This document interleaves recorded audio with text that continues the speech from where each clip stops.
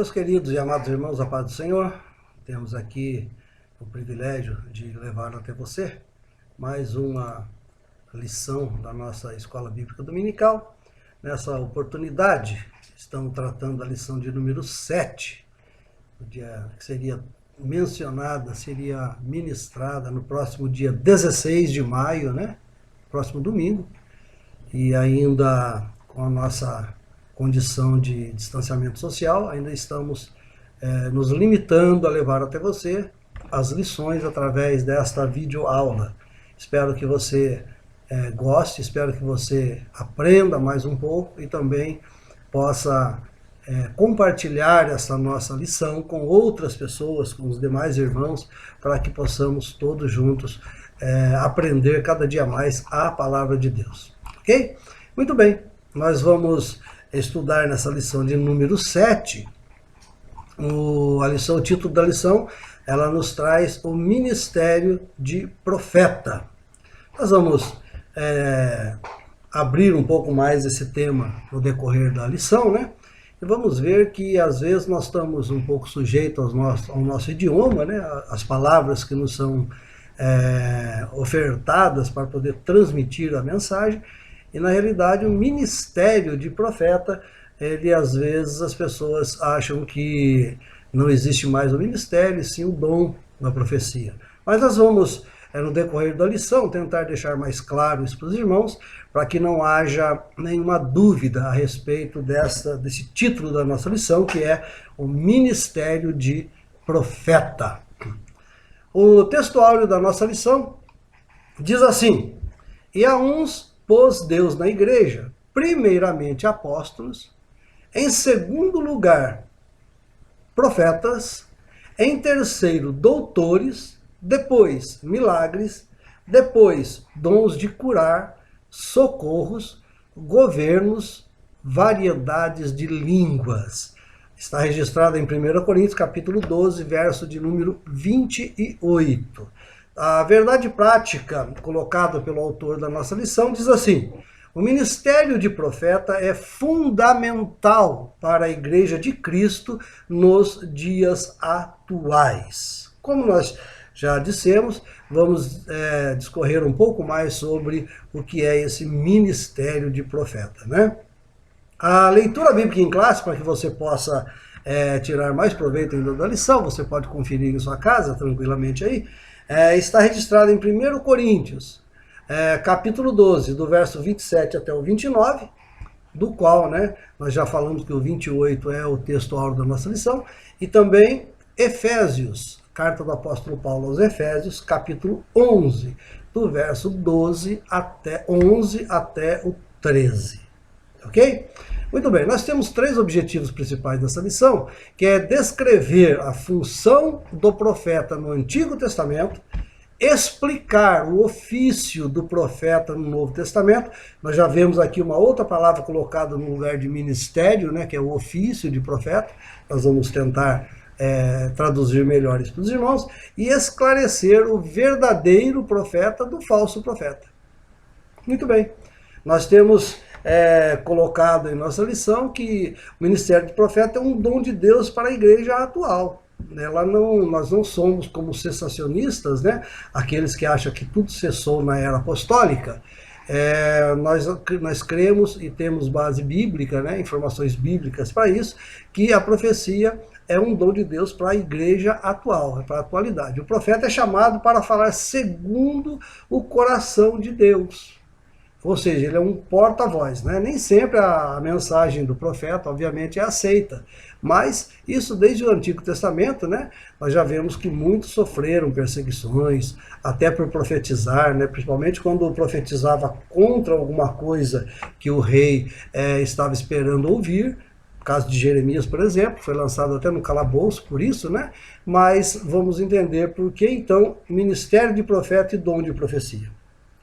Nós já temos visto nas aulas passadas bastante informações até sobre o dom de profecia, né? Porque um dom é intercalado com outro, e quando você fala de um dom, acaba tocando em outros dons também, da mesma forma, não é? Então nós entendemos que dom de profecia e ministério de profecia embora seja colocado de uma maneira única, são distintas, né? Nós vamos ver na leitura dessa semana agora, que nós estamos falando sobre ela, que essa lição, ela, na realidade, ela mostra o dom ministerial de profecia. É um dom. É diferente do Antigo Testamento, que nós vamos entrar na primeira parte da nossa lição agora, né? Muito bem, o ministério de profeta é altamente importante para os nossos dias. Por quê? O dom de profecia, né? Porque, de acordo com o ensino dos apóstolos, esse ministério tem um valor tão grande para a igreja em qualquer tempo, em qualquer lugar. É o que a Bíblia nos mostra e nos foi ensinado pelos pais da igreja, pelos apóstolos, né? A nossa lição, como eu já disse, ela está dividida em 3 tópicos principais, né? O primeiro tópico principal é o profeta do Antigo Testamento. Dentro desse tópico principal, o profeta no Antigo Testamento, nós temos o primeiro item, que é o conceito de que é profeta, né? O segundo item, que é o ofício de profeta. E terceiro item é um termo que é muito pouco conhecido até, que se chama profetismo. Nós vamos falar sobre ele no decorrer da lição. O segundo tópico principal da nossa lição, ele fala o profeta no Novo Testamento. O que é o profeta no Novo Testamento, né? O primeiro item desse tópico principal, do segundo tópico, ele fala da importância do termo profeta no Novo Testamento. O segundo tópico, o segundo ponto dessa lição, né? O segundo item dessa lição, desse tópico principal, sobre o profeta no Novo Testamento, trata do ofício do profeta neotestamentário, a função dele. E o terceiro item fala sobre o objetivo do dom ministerial de profeta, de profecia, né? O terceiro e último tópico principal da nossa lição nos traz o seguinte título: discernindo o verdadeiro profeta do falso profeta. O primeiro item desse tópico 3 trata sobre a simplicidade versus a arrogância. O segundo item trata pelos frutos os conhecereis. E o terceiro item trata ainda sobre o falso profeta. Muito bem. Iniciando então a nossa lição, no primeiro tópico principal, né? O profeta no Antigo Testamento. O que é? O primeiro item é o conceito. O que é o profeta no Antigo Testamento, né? No Antigo Testamento, o profeta tinha uma função, além de uma função ministerial, vamos dizer assim, ou podemos até chamar de ministerial, mas ligadas muitas vezes a reis, a reinados, a soberanos, né? Era um ofício dentro de uma administração pública até. Não somente no âmbito espiritual, mas o profeta tinha um ofício dentro de um contexto governamental do povo, né? Então esse conceito do profeta do Antigo Testamento, ele era uma pessoa incumbida para falar em nome de Deus. E nós vimos nas aulas passadas que nós temos 3 tipos de profecia, né? A profecia de Deus, a profecia do homem e a profecia do diabo, do inimigo. Então, essas três manifestações proféticas são muito importantes nós levarmos em consideração, porque muitas vezes o próprio profeta do Antigo Testamento, ele falava de acordo com o que ele achava que fosse agradar o rei. Quantas vezes os profetas falaram para agradar o rei, para fazer a vontade do rei, né? E quando o profeta, ele se colocava às vezes falando a verdade que Deus queria dizer, e essa verdade, ela coincidia, ela colidia, né? Ou melhor dizendo, ela colidia com os anseios e os prazeres que o rei queria, normalmente ele era subjugado, ele era açoitado, ele era desprezado, né? E se tornava muitas vezes um pária até na sociedade, porque o rei o rejeitava por causa disso. É uma função bastante difícil até para o profeta, né? Porque quando fala a verdade que o rei quer escutar, estava tudo certo, mas quando ele fala a verdade e não era o que o rei queria escutar, vindo de Deus, então ele era muitas vezes desprezado e açoitado por isso. Então, o profeta no Antigo Testamento era um ofício quase que real. Ele estava ali no reino, ele tinha uma função, vamos dizer assim, dentro do reino.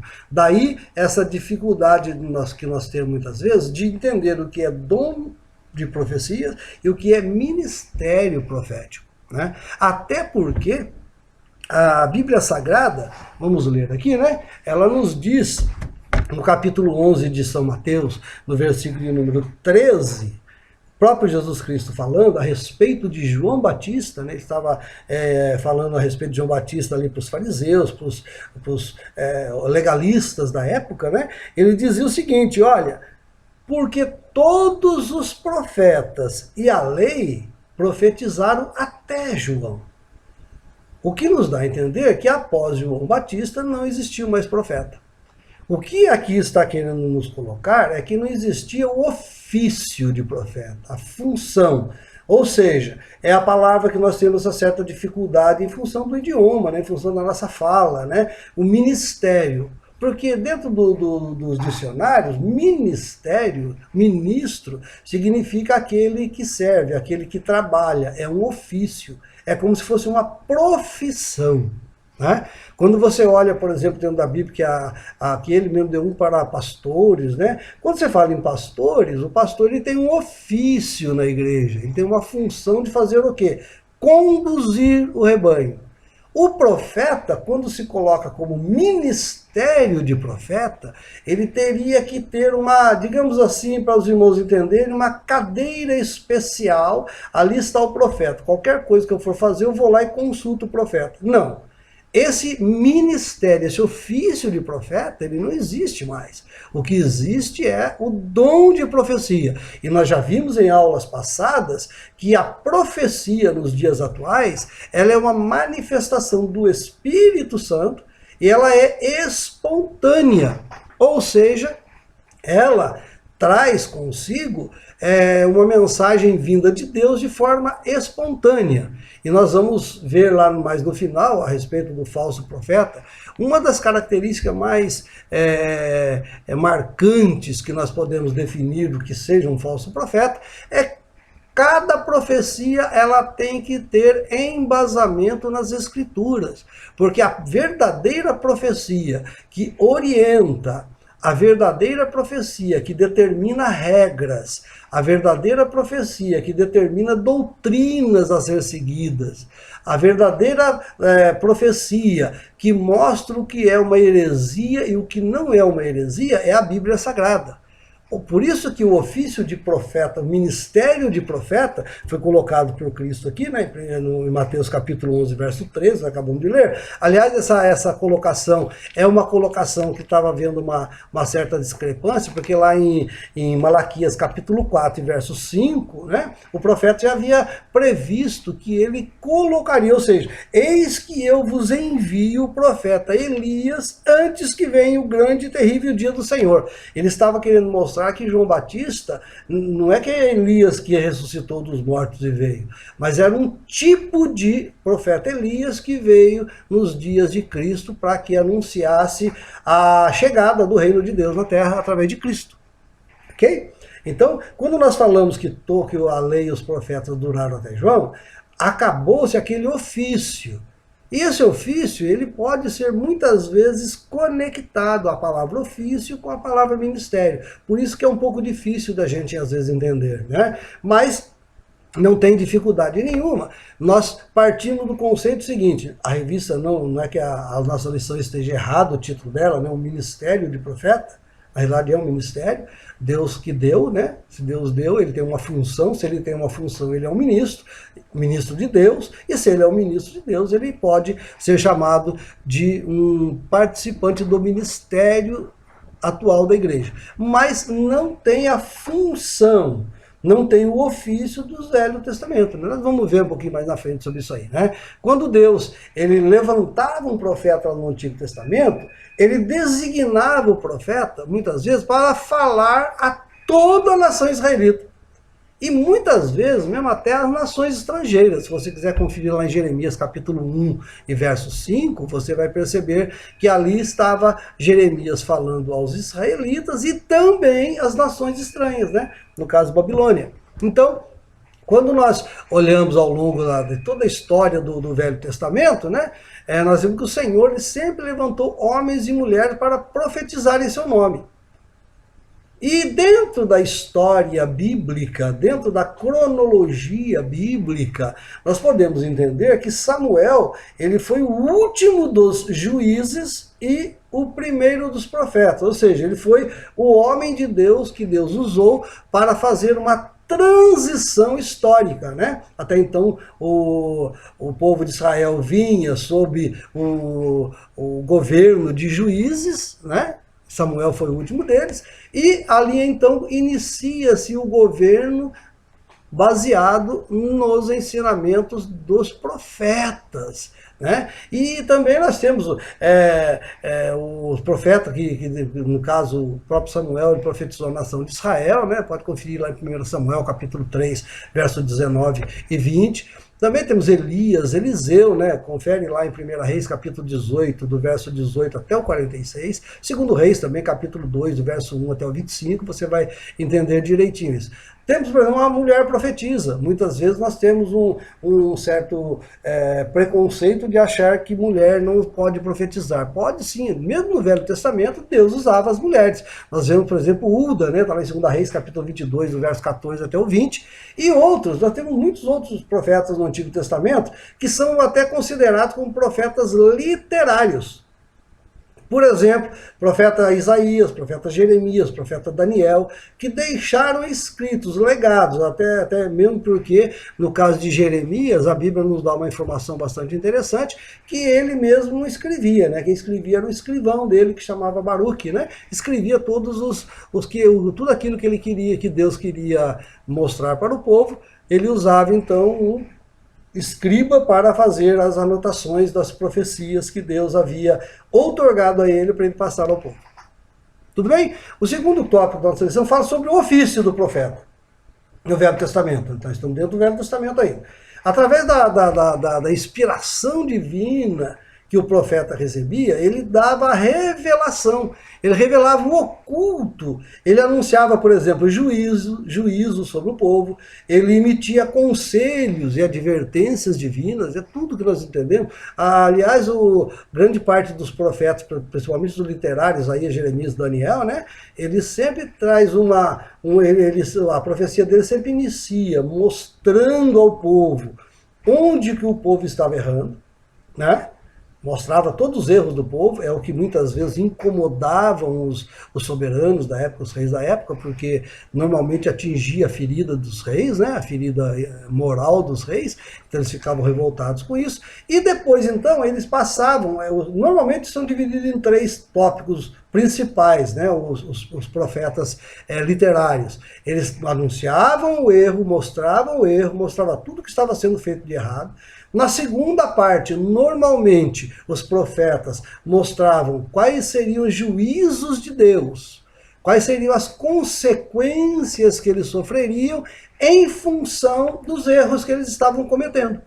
E quase sempre no final, na parte final de todos os profetas, mostra então agora a misericórdia de Deus, o povo se arrependendo e voltando tudo à normalidade com a soberania de Deus.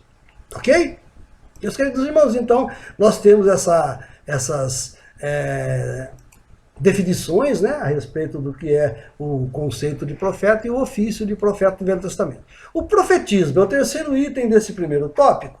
Ele traz esse termo profetismo, e tem uns dicionários teológicos, né, da própria Casa Publicadora da Assembleia de Deus, que nos fala que foi um movimento que surgiu mais ou menos no século 8 a.C.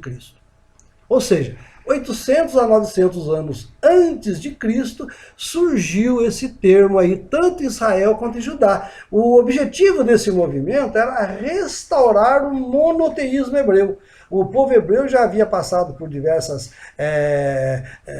exílios, né, diversas opressões de povos externos, porque quando a nação de Israel ainda era muito pequena, ela estava concentrada ali na Palestina, onde é a Palestina hoje, na região da Palestina, né, ela ficava muito pequena, o povo era um povo até diminuto, vamos dizer, não tinha crescido tanto ainda, então os outros povos maiores vinham e subjugavam, né? O que acontece em toda a história da humanidade, os menores muitas vezes são subjugados pelos maiores. Então eles foram perdendo aquele conceito de único Deus, eles começaram a misturar com os deuses dos outros povos. Então esse movimento, esse profetismo que é considerado, é tratado na literatura dessa forma, né? Ele surgiu para restaurar esse sentimento no povo judeu de um Deus único, né? Para combater a idolatria, que já estava sendo infiltrada no meio do povo dos judeus, e denunciar as injustiças sociais. Nós vemos nos profetas que Deus sempre deixou claro para o povo judeu que eles não poderiam desprezar os pobres, mas eles tinham que ajudar, né? E além de tudo, proclamar o dia do Senhor também. Eles sempre proclamavam o dia do Senhor. O dia do Senhor seria já uma referência à instauração do reino de Deus na terra através de Jesus Cristo. Outra função desse período, né, do profetismo seria reavivar a esperança messiânica. O povo de Israel sempre, desde Moisés, né, o próprio Moisés ele disse uma vez ao povo que Deus haveria de levantar um outro profeta semelhante a ele, né? A ele vocês devem ouvir. O próprio Moisés ensinou o povo dessa forma, mas no decorrer das eras, dos tempos, o povo foi deixando de lado aquela promessa que tinha lá atrás de que Deus proveria um Messias, um libertador para o povo de Israel. É bem verdade que quando se falava em libertador para o povo de Israel sempre levava em conta o momento que eles viviam. Ou seja, se eles estavam oprimidos por uma nação estrangeira, o que eles mais queriam não era um Messias que salvasse a sua alma do inferno, mas era um Messias que salvasse o povo daquela opressão do inimigo terrestre. Quando, na realidade, essa esperança messiânica do povo de Israel deveria ser levada para o lado espiritual, né? Mas esse tempo aí, esses profetas foram cruelmente presos, mortos, machucados, enfim, ficou dessa forma colocado em função da maneira como eles profetizaram e tentaram, então, durante esse período, lá no ano 800, mais ou menos, de Cristo, eles começaram a chamar o povo de Israel novamente para ter uma comunhão mais íntima com Deus, o Criador, né? Os profetas do Antigo Testamento, então, eles falavam em nome de Deus, em primeiro lugar para a nação de Israel e em segundo lugar para os povos estranhos também. É um resumo bastante simples do ministério de profeta no Antigo Testamento. Então, como nós vemos até na Primeira Reis, né, que havia até escolas de profeta. Eles se formavam profetas, né, vamos dizer assim. Mas não é bem isso, é que eram vamos chamar assim, estilos de seminários, né, que orientavam e davam tudo para pessoas que já tinham aquele contato mais íntimo com Cristo, com Deus, melhor dizendo, né? Porque Cristo não havia vindo ainda, né? Mas com Deus. Então a Bíblia, nós vamos entrar agora na profecia dentro do Novo Testamento, dentro da Bíblia. E dentro do Novo Testamento, tem o primeiro tópico, o primeiro item desse tópico é a importância do termo profeta no Novo Testamento. Nós já vimos lá em Efésios capítulo 4, verso 11, né, que são mencionados 5 ministérios, né? Nós vimos ali, né? Acabamos de ler está lá na leitura bíblica em classe e também no nosso textuário, né?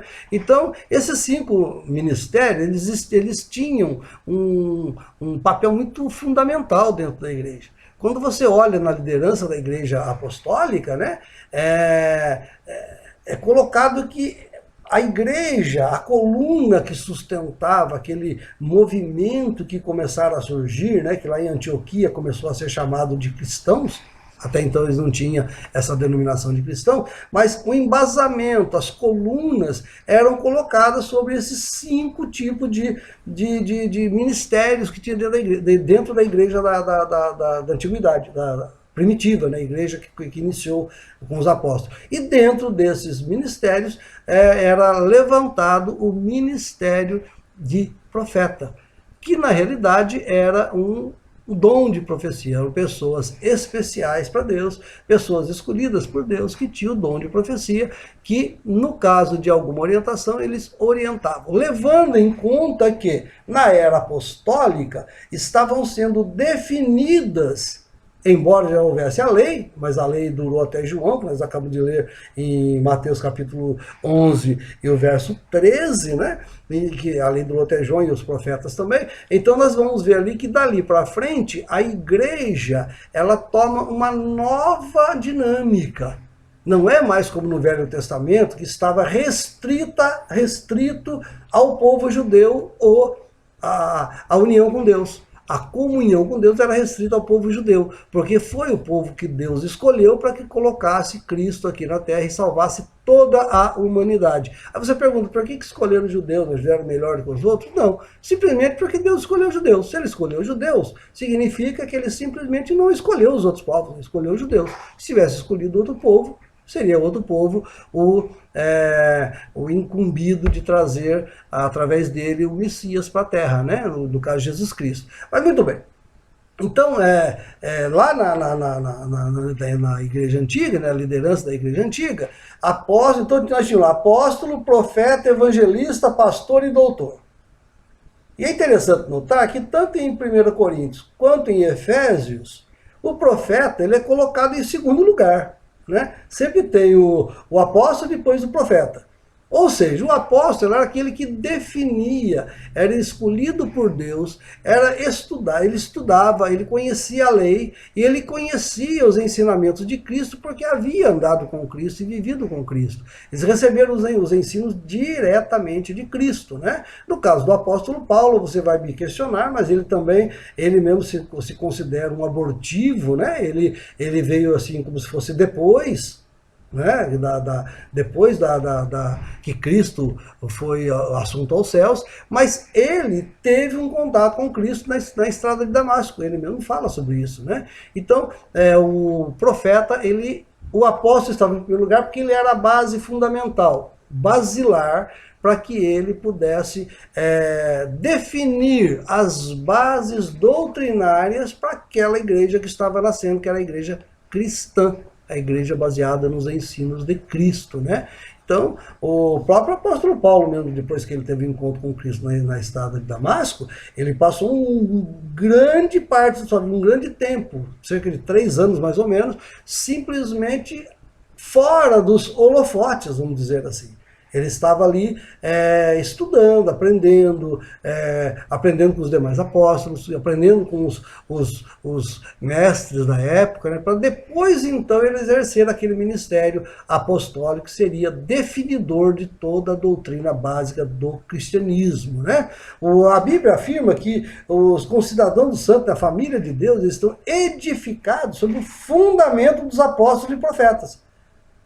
Ou seja, quando nós lemos aqui, está lá em Efésios capítulo 2, verso 19 e 20, quando a família de Deus, a igreja de Deus, a Bíblia diz que ela está edificada sobre o fundamento dos apóstolos e dos profetas, nós temos 2 maneiras de enxergar. Os apóstolos, nós não temos dúvidas que se tratam daqueles que viveram com Jesus e que deram prosseguimento aos ensinos de Cristo e fizeram as doutrinas basilares do cristianismo.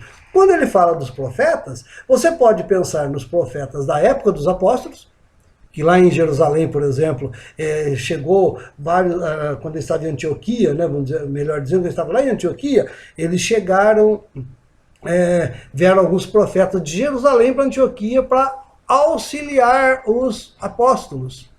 É interessante isso. Então, você pode pensar nesses profetas, ou pode pensar também na base doutrinária dos profetas do Antigo Testamento. Nós não tem erro nenhum de nós considerarmos que o fundamento da igreja tanto está fundamentado nos ensinos apostólicos quanto nos profetas, tanto do Antigo Testamento quanto do Novo Testamento da era apostólica. Então, quando nós tratamos assim, nós já começamos a distinguir que na era apostólica o ministério de profeta, ele era também decisivo na fundamentação das doutrinas cristãs. É o que não acontece hoje, né? Nós vamos ver um pouquinho mais para frente. O ofício do profeta no Novo Testamento. O ministério do profeta no Novo Testamento, ele não consistia em predizer futuro, nem adivinhar o presente ou ficar fora de si. É muito bem colocado isso aqui na nossa lição. Sabe por quê? Porque o profeta do Novo Testamento, que tem o dom de profecia, ele é dotado por Deus para receber e mediar diretamente a palavra do Altíssimo. Apesar dele, algumas vezes, predizer até o futuro, conforme nos instrui a Bíblia Pentecostal, a Bíblia Pentecostal sempre traz algumas coisas sobre isso, né? O ofício, na realidade, era proclamar e interpretar a palavra de Deus por vocação divina. Por quê? Visando admoestar, visando exortar, visando consolar, visando edificar a igreja. Você pode conferir lá em Atos capítulo 3, do verso 13 até o 20, do verso 12 até o 26, Atos dos Apóstolos capítulo 3, do verso 12 ao 26. Pode conferir também lá em 1 Coríntios capítulo 14, verso 3, né?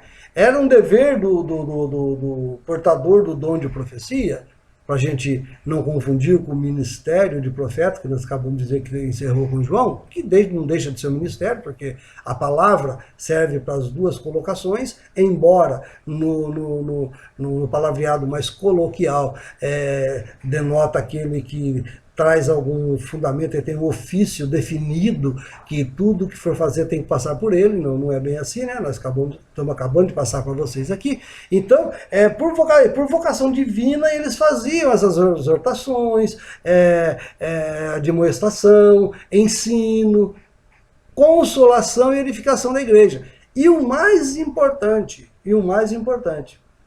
todo o cristianismo, o que eles tinham na época para se basear eram as escrituras hebraicas. Ou seja, era o Velho Testamento. Quando nós falamos do Velho Testamento nosso, era o mesmo que eles tinham na época. E quantas coisas do Velho Testamento os judeus ainda interpretavam como uma coisa temporal para eles naquele momento, uma coisa que só atingia eles naquele momento. Então, o ministério de profeta no Novo Testamento tinha, por fim, uma das finalidades, interpretar isso aqui, o que estava no Velho Testamento, e trazer para os dias da igreja. Então nós vemos que ali o ministério de profeta, embora estivesse trabalhando em conjunto com o ministério apostólico, estavam então embasando a doutrina cristã, eles tinham essa fundamentação de auxiliar os apóstolos para interpretar melhor a palavra de Deus, né? Era um dever do profeta também no Novo Testamento desmascarar, por exemplo, o pecado, proclamar a justiça, advertir do juízo vindouro, combater o mundanismo e a frieza espiritual. Tudo isso era uma função dos profetas. Ou seja, não era para criar bases doutrinárias, é para criar, sim, ânimo para a igreja, é para trazer para a igreja um contato mais próximo de Deus. Ou seja, é como se Deus quisesse manifestar a sua vontade no meio do seu povo, no meio da igreja hoje, e muitas pessoas ficam às vezes frias, não quer escutar, o pregador prega, ele não dá muito ouvido, então Deus levanta alguém em profecia, e essa alguém em profecia então é ouvido e traz uma mensagem direta do trono de Deus. E por causa muitas vezes dessa mensagem, né, existe muito tempo de apostasia, confusão, inclusive na igreja, né? E não há outro jeito. Ele fatalmente será rejeitado e perseguido por muitos. Mas nós temos que ficar atentos, porque a Bíblia nos recomenda, nos orienta, que nós devemos sim julgar as profecias, né? Se elas provêm de Deus, se elas provêm do homem, ou se ela é do inimigo. São as três categorias de profecias que nós podemos encontrar hoje em dia em nossas igrejas, né? Então, quando nós falamos dessa forma, nós temos que tomar muito cuidado quando se trata de profecia. O objetivo do dom ministerial de profeta, aqui está colocado dom ministerial de profeta. Tá vendo? Já é um dom de profecia, né? É apresentada por Paulo lá no mesmo lugar que ele coloca em Efésios capítulo 4, verso 11, né? Aquele está dentro daqueles 5 ministérios. O profeta é chamado por Deus para levar a igreja de Cristo a uma plena maturidade. Ou seja, ajudar, auxiliar, mostrar o caminho. Muitas vezes pessoas estão se desviando dos caminhos e não encontram uma maneira de voltar para os caminhos do Senhor. Então Deus usa muitas vezes alguém com dom de profecia para alertar essas pessoas para que eles possam então voltar a trilhar nos caminhos do Senhor, né? Nós temos, por exemplo, alguns profetas no Novo Testamento. Eu vou dar só um exemplo para os irmãos, para que os irmãos entendam que no Novo Testamento existiam também os profetas, né? Embora fosse nessa condição que eu acabei de colocar, não eram fundamentadores de doutrina, né? Embora, quando na era apostólica, eles pudessem assim o fazer, porque eles ajudavam a interpretação das Escrituras e trazer para a vida cotidiana da igreja naquela época. Hoje, o dom de profecia, ele é um dom que Deus dá à igreja para auxiliar a igreja, mas não para fundamentar novas doutrinas, muito menos para prever futuro, viu? Tem muita gente que, baseado em profecia, fala que Jesus Cristo vai voltar no ano 2050, outro fala que Cristo já voltou, mas não é que ele voltou, ele passou do lugar santo para o lugar santíssimo. São os falsos profetas que nós tivemos em nossa era moderna, né? Em dois exemplos que nós temos na Bíblia, está lá em Atos dos Apóstolos, capítulo 15, verso 32, nós vamos ver que Judas e Silas, eles eram profetas, né? Eles exortaram e confirmaram os irmãos com muitas palavras. Está lá em Atos, capítulo 15, verso 32. Se você ler lá, você vai encontrar que Judas e Silas também eram profetas, né? Eles tinham esse dom de profecia. Discernindo o verdadeiro do falso profeta. Terceiro e último tópico da nossa lição. O primeiro item, a simplicidade versus a arrogância. Irmãos, é comum, não tanto, mas é recorrente, às vezes, dentro das igrejas na atualidade, pessoas que possuem o dom de profecia se mostrarem arrogantes, se acharem que é melhor do que aqueles que não têm, né?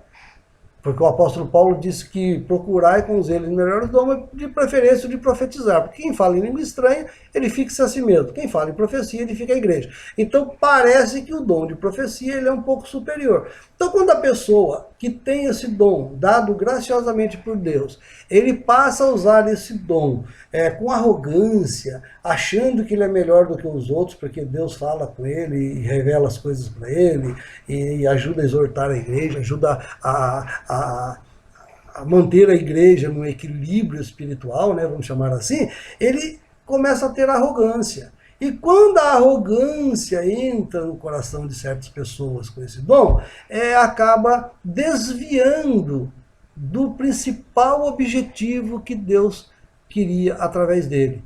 E quase sempre um profeta arrogante, aquele que possui o dom de profecia e é arrogante, a maioria das profecias que muitas vezes ele coloca do próprio coração. É aquela profecia que eu acabei de dizer para vocês, que é a profecia do homem. Coisas às vezes que ele sabe do cotidiano, notícias que ele conhece do cotidiano, ou algum fato que ocorreu com a vida de algum membro da igreja e ele tomou conhecimento. Então ele entra num momento em que todo mundo espera que a profecia, que o dom de profecia se manifeste na igreja, ele se levanta e começa a falar aquelas coisas que ele já sabe. Não foi revelação de Deus. Então nós temos que começar a ter muito cuidado para nós não desprezarmos as profecias. Nós não podemos desprezar, é mandamento bíblico, mandamento apostólico, não desprezeis as profecias, o apóstolo Paulo nos orienta, mas também nós não podemos aceitar tudo aquilo que vem. E a simplicidade, né? A simplicidade e o amor é aquilo que detecta, que determina, é aquilo que define o que é um profeta. Normalmente, o profeta que é usado por Deus, que realmente traz resultados satisfatórios para a comunidade, para a igreja de Cristo, hoje em dia, são aqueles que têm a simplicidade e o amor, né? Ainda que a palavra seja de juízo, mesmo que seja uma palavra de repreensão, a gente percebe, né, que na conduta simples desse profeta, o coração dele transborda em amor. Ele não está dando uma profecia para falar, tá vendo, aquela pessoa está desse jeito. Não, ele está falando, olha, você está desse jeito, mas Deus está querendo trazer você para cá. Então é amor, ele demonstra a quem ele está servindo. E aqui quem ele está servindo é o Deus de amor, né? Se você olhar lá em Jeremias capítulo 38, verso 14 a 27, Oséias capítulo 8, verso 12, né? Você vai ver em Mateus mesmo, 23 e 37, o próprio Senhor Jesus Cristo, né? Ele trata sobre os falsos profetas, e o falso profeta tem aquela arrogância que nós já acabamos de dizer.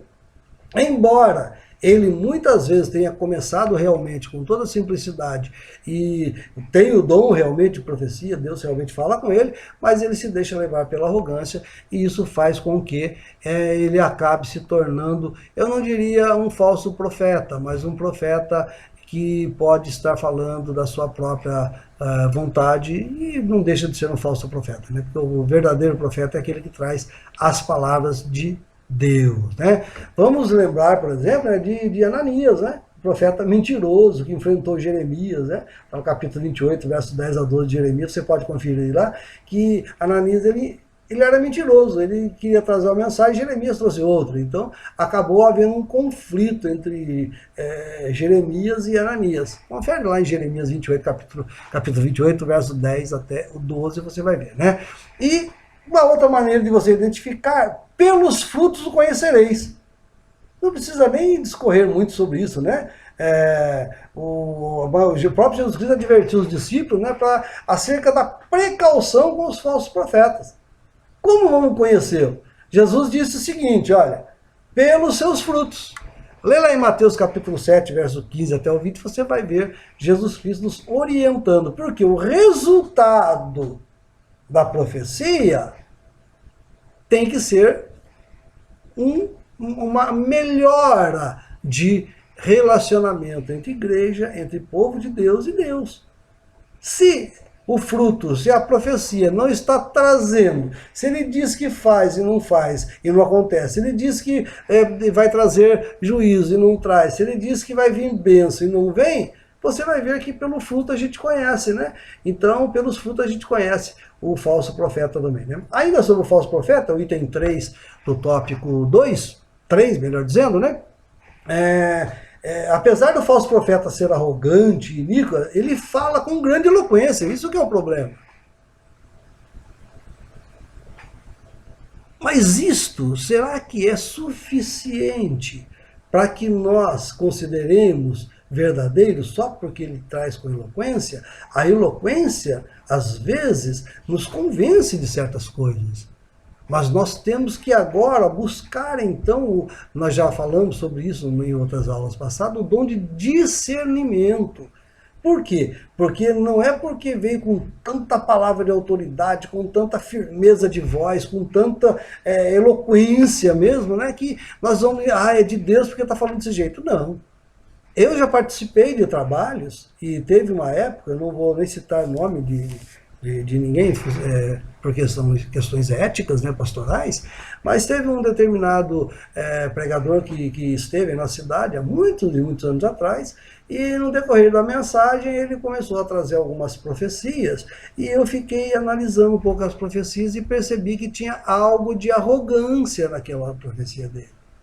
E quando ele se virou para mim e olhou para mim, falando aquelas palavras, imediatamente eu percebi que os seus olhos mudaram de direção, ou seja, não fitaram mais a minha pessoa, e partiu para outro, porque acho que ele pensou, não vou fazer com ele, porque ele não vai aceitar essa palavra que eu estou falando. Se fosse Deus que estivesse falando comigo, ele continuaria com toda a simplicidade, né? Mas ele percebeu. Então, o próprio falso profeta sabe muitas vezes quem são as pessoas que estão dando atenção para o que ele está falando, aí ele foca a sua fala mais para essas pessoas, né? Porque as pessoas normalmente são mais simples, mais indoutas, e acaba assimilando aquilo, ficando até com medo às vezes, né? Temor de Deus, às vezes a gente pensa que é temor de Deus, mas não é, está temendo ao homem, né? E fica um pouco murcha as pessoas ficam quietinhas. Então a pessoa aproveita e vai em cima e acaba conduzindo uma profecia que não tem nada às vezes. Certo? Bom, lá em Mateus capítulo 12, do verso 33 e 35, até o 35, Jesus ele une a acusação dos fariseus de que ele fez o bem pelo mal, né? Não conhece aquela história lá, e com dar maus frutos e chama isso de blasfêmia contra o Espírito Santo. Olha só, atribuir é um perigo quando você fala, né? Como é que eu vou julgar uma profecia? De repente eu estarei blasfemando contra o Espírito Santo? Não, não tem perigo. Não tem problema você fazer isso. O problema é quando Deus fala realmente com você e você atribui aquilo ao diabo. Não, não pode. Nós temos que ter muito cuidado também para não cair nesse erro do blasfêmia contra o Espírito Santo, que eu até creio que para um crente salvo em Jesus Cristo, que tem o Espírito Santo de Deus na vida, embora muitas vezes cometa algumas falhas, porque nós somos humanos e somos passíveis de cometer falhas, né? Daí a misericórdia e a graça de Deus ter nos alcançado, mesmo sem nosso merecimento, nós temos sim o Espírito Santo de Deus na vida, e isso jamais será permitido a um crente fiel para acontecer de blasfemar contra o Espírito Santo. Meus queridos e amados irmãos, nós vamos partir para a conclusão da nossa lição, porque essa lição sobre a profecia, nós já discorremos bastante sobre ela em lições passadas, né? Porque um assunto vai puxando o outro, e nós sempre, quando tratamos de um assunto e como eles são interligados, nós somos obrigados a chamá-lo para o assunto, né? Chamá-lo para a conversa, né? Então, nós já vimos bastante. Então, eu gosto sempre de colocar aos irmãos a conclusão que é colocada dentro da revista da nossa Escola Bíblica Dominical. E a conclusão diz assim, olha, a conclusão colocada na nossa escola. Acabamos de estudar o exercício do ministério de profeta no Antigo e no Novo Testamento. Vimos que tal ministério, juntamente com os dos apóstolos, era um dos pilares na liderança da igreja do primeiro século. Efésios capítulo 2, verso 20. Apesar de, ao longo da história da igreja, o ministério de profeta ter perdido preeminência, sabemos o quanto ele é importante para a vida espiritual da igreja de Cristo. O profeta do Senhor, com autoridade e sabedoria divina, deve desmascarar as injustiças, o falso profetismo e primar pela edificação da igreja do Senhor Jesus, que Deus levante os legítimos profetas. Deixando claro mais uma vez, dom de profecia na igreja atual não tem autoridade sobre a Bíblia, não pode fundamentar ensinos doutrinários dentro da igreja baseado em profecia. Não pode acontecer isso, tá? Mas que nós oremos ao Senhor, que Deus possa levantar profetas, sim, dar dom de profecia. Se você ainda não tem, busque o dom de profecia. Deus pede, a Bíblia nos orienta que nós devemos buscar, sim, os dons, né? Vamos buscar o dom de profecia. E se Deus, assim, com sua misericórdia e graça, nos conceder, que nós saibamos utilizá-lo da maneira como Deus quer, não da maneira que nós queremos, e muito menos querendo, muitas vezes, até modificar e mudar o conteúdo da palavra de Deus, que é a profecia básica, é a profecia fundamental, é a profecia basilar do cristianismo, né? Que Deus possa abençoar você e que essa aula possa ter sido de grande proveito para a sua vida, assim como foi para a minha, porque quando nós ensinamos, nós também aprendemos. Amém? Deus abençoe os irmãos, em nome de Jesus Cristo. Amém.